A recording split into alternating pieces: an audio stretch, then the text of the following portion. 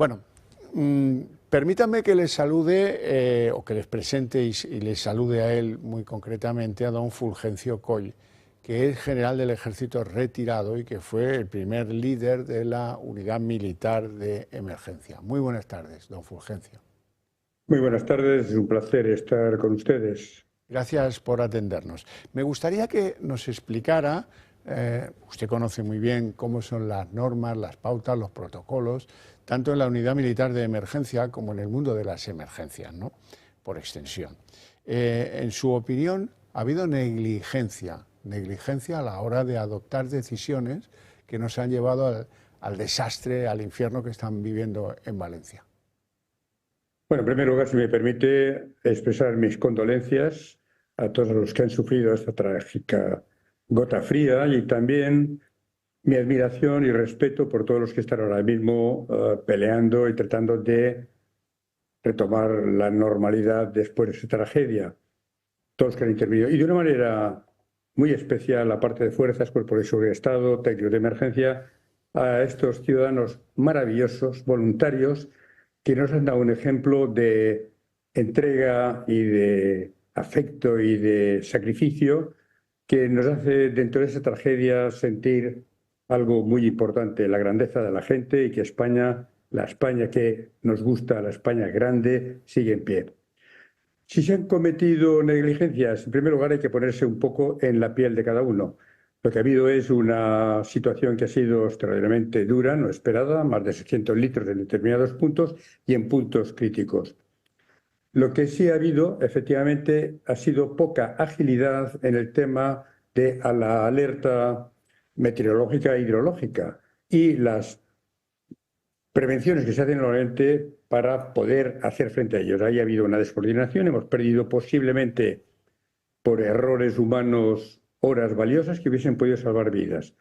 Pero ya entramos en la catástrofe cuando ya por la tarde, ya noche del día 29, empezamos a ver la brutalidad de esta gota fría y es cuando, lógicamente, el presidente de la comunidad declara el nivel 2, que es su competencia ante esta emergencia. Hace bien, trata de movilizar todos los recursos, pero allí, si yo hubiese estado al lado del señor Mazón, le hubiese dicho, viendo lo que está pasando, presidente, usted con sus medios, aunque pida la UME, no va a tener capacidad para hacer frente a una tragedia o una dana de tal brutalidad. Y le hubiese recomendado que pidiera el nivel 3. No sé si lo hizo. Es posible que el día 29 o el 30 tuviese sus dudas, pero ya cuando tenía noticias suyas y de su despliegue, que también las tenía al mismo tiempo el Ministerio de Interior y el presidente del Gobierno, a su alcance, debería haber dicho, yo no tengo medios suficientes ni capacidad para hacer frente y haber pedido el nivel 3, es decir, de interés nacional. Pero en fin, si no lo pidió, es quizás un error inicial en las primeras horas.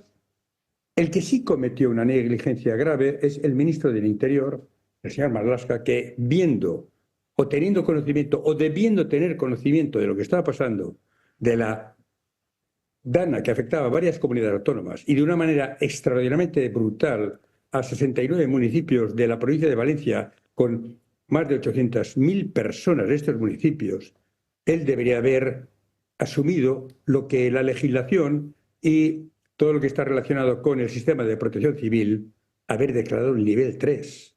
No debería haber mirado hacia otro lado. Y quien dice, el señor Marlaska, dice el presidente de gobierno. Es incalificable que el día 30 o el 31 o el 1 de noviembre estuviéramos en el nivel 2. ¿Y esto qué quiere decirnos? Quiere decirnos que estaba completamente desbordado el sistema de emergencias, por muchos que le dieran refuerzos. El segundo, la respuesta hubiese sido con el nivel 3 muchísimo más rápida, con muchos más medios y sobre todo con una cosa que es la más importante técnicamente. Hubiese podido dirigir el ministro del Interior la emergencia de carácter nacional del puesto de mando más moderno, más tecnificado, más capaz para una emergencia de interés nacional, que precisamente se desarrolló a partir del año 2008 para que estuviera operativo y que pasara la certificación unos años más tarde. Este medio de mando estaría dirigido por el teniente general jefe de la UME.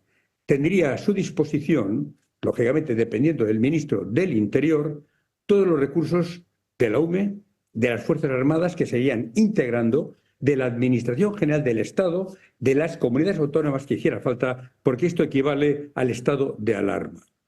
Este es el punto gravísimo por el que ha habido una respuesta lenta, tardía y descoordinada.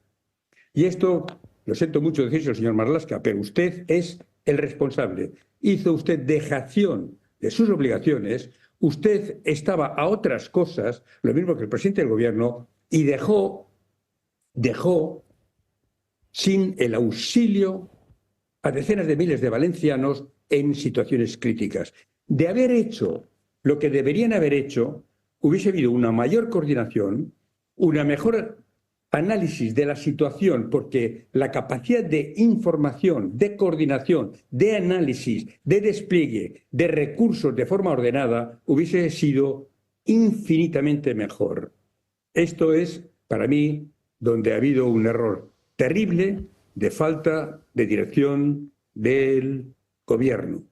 El Estado, el gobierno de la nación, el señor presidente y el ministro del Interior deberían haberse arremangado y deberían haber estado en operaciones, no estar lejos del barro. Esto es mi punto de vista y además está apoyado por toda la normativa que tenemos del sistema de protección civil, por el Real Decreto de Protocolo de Intervención de la Unidad Militar de Emergencias, que es el órgano capaz de poner en una emergencia todos los medios de la Unidad Militar de Emergencia y a través de este potentísimo puesto de mando integrar todos los medios de las Fuerzas Armadas, del Estado, de las comunidades autónomas en tiempo, espacio y con la mejor dirección.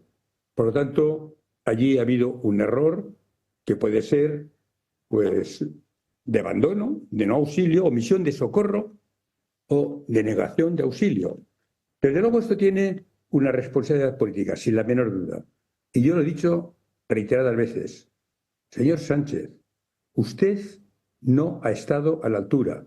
Usted ha cometido el mismo error que cometió cuando estábamos con la pandemia del COVID, que en vez de dirigir la pandemia del COVID desde este puesto de mando de la Unidad Militar de Emergencias que le hubiese permitido coordinar e integrar todos los medios del Estado, no lo hizo.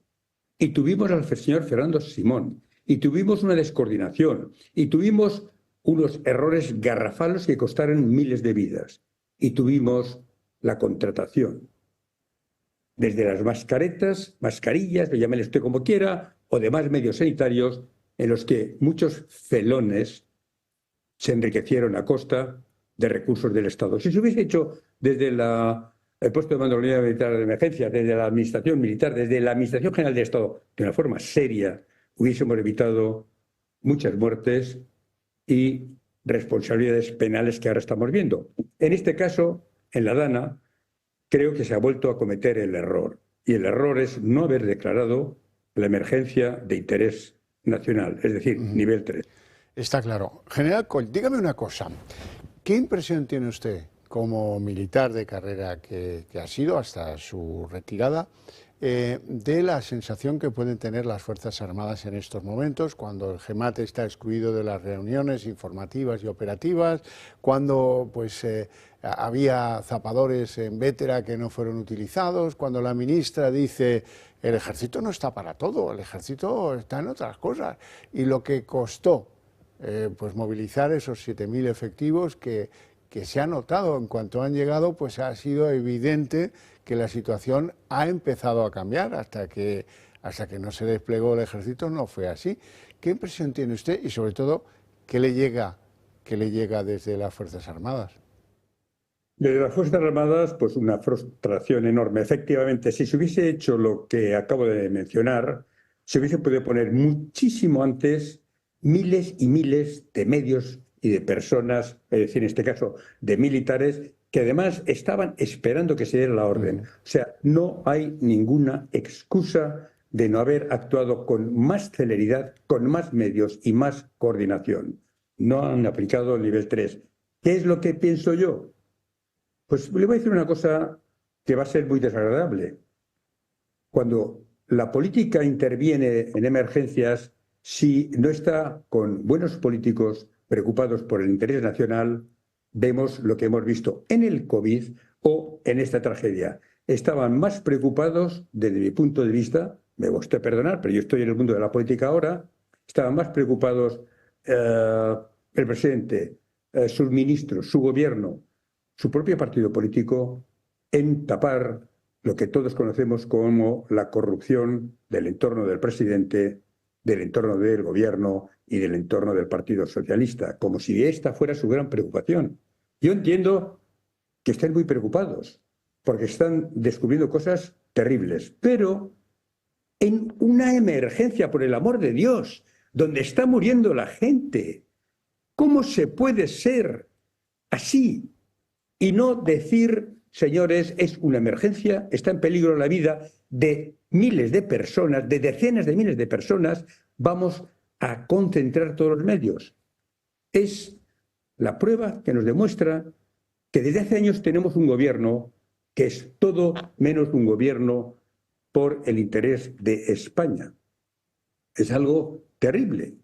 Un gobierno sometido a ciertos partidos separatistas, nacionalistas, a los que les da lo que le piden, o a una inmigración que los tratan y les apoyan en lo que haga falta, cuando estamos viendo que no han reaccionado, no han entendido que su obligación era meterse y dirigir una terrible gota fría, una terrible catástrofe o calamidad.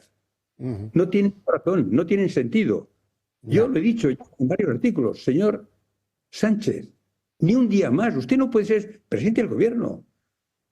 Su gobierno no es válido. Usted no sirve para presidente y yo, desde luego, recomendaría una moción de censura inmediata y ya veremos si su propia gente es cómplice de este gobierno que desde hace muchos años, desgraciadamente, nos está dando unas medidas terribles de descomposición de la estructura del Estado, de rendición del Estado ante ni más ni menos que golpistas, antiguos terroristas, filoterroristas, y deja abandonada su población.